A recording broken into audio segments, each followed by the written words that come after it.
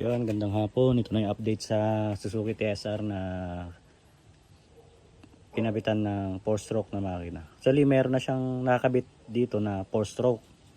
Kaya lang pinalitan ito. Yan, Motor Star 125. Itong ipinalit is C-Bike 250. Binago kasi itong position ng makina niya kasi gusto kong ibalik yung dating foot peg niya,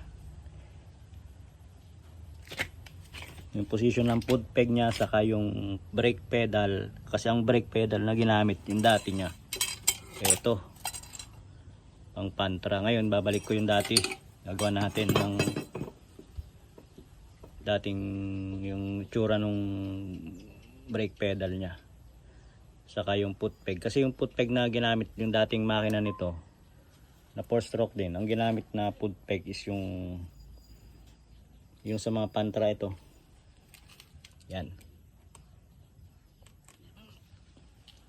Kaya binago natin ng position ng makina para maibalik natin yung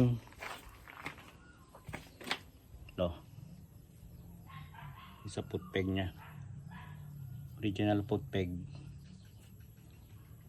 Yan. Tapos magbabago rin tayo siguro nung manifold. Medyo ilalabas natin tong carb diretso rito, tapos gagawa tayo ng airbox dito siguro. Ito, airbox.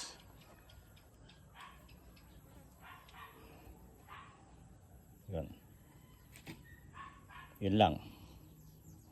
Abangan nyo na lang yung susunod na update dito sa TSR Suzuki TSR 125.